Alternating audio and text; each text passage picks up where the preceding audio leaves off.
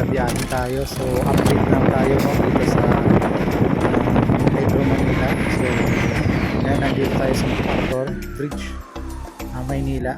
At ayan, ito naman guys, makikita nyo dito sa may Osmeña Quirino. At mapapansin natin na mayroong mga malalaking heavy equipment nga po no, na nandito at nag-aayos sila ng mga ano no, poste. Ayan, yung steel bar.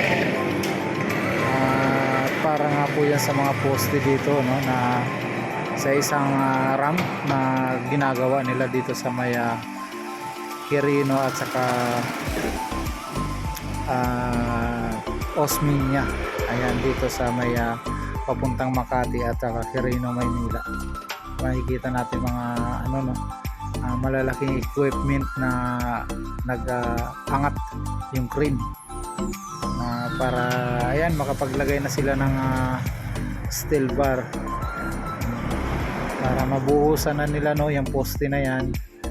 Ayan, napakalalaking poste nga naman, ang hirap talagang iangat dahil ayan merong napakalaking crane para iayos at magawa nga nila yung paglalagay ng poste sa pinakabutas. Yan, para mabuhusan na nila no. So ilang poste yung meron dito niyan guys no, para buhusan na nila.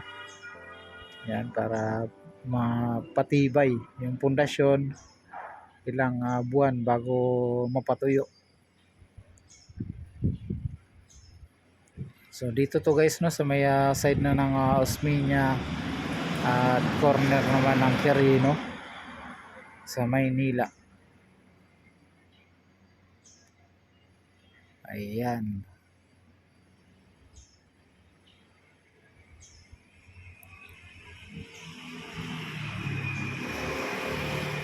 So, yan, medyo maluwag dito sa part na to ng Osmeña. Kahit na may ginagawa.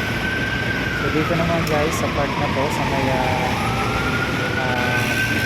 Kilpuyat, ayan, sa may PNSCR, ay binabakuran na nila ngayon dahil yun nga, magkakaroon na ng pagsasayos nitong release para sa PNSCR na bagong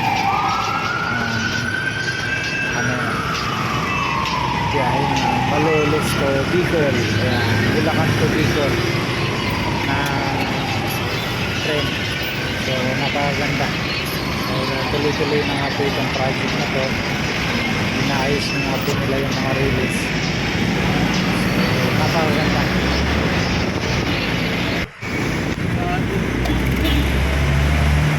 Yan, yung na dito guys. Alam ko ano,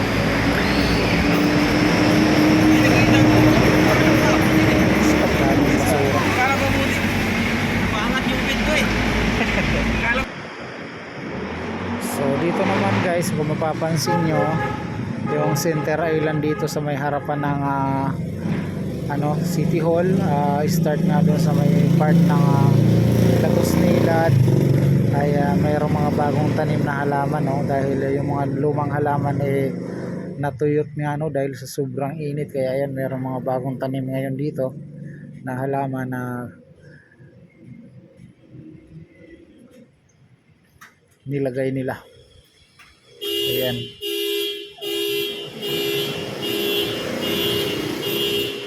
So napakaganda rin kasi inaalagaan pa rin itong ating center island dito ng kasalukuyang Mayura Hanil Lacuna.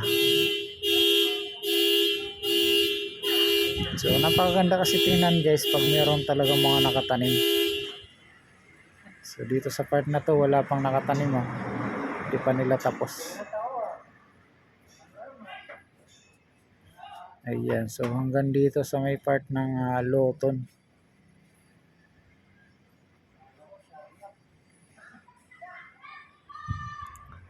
Ayan.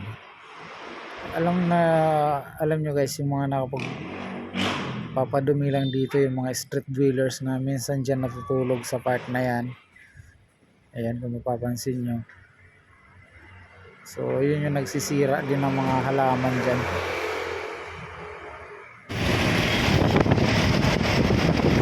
Yan yung gitna, kaya po ay papuntang Santa Cruz. Tapos yun doon sa kabila, pwede ng kagilid, puntang Quiapo.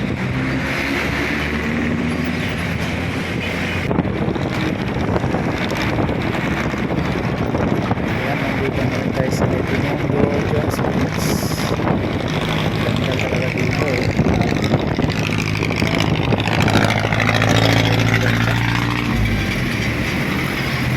Nakikita rin natin dito yung Filipino-Chinese friendship art.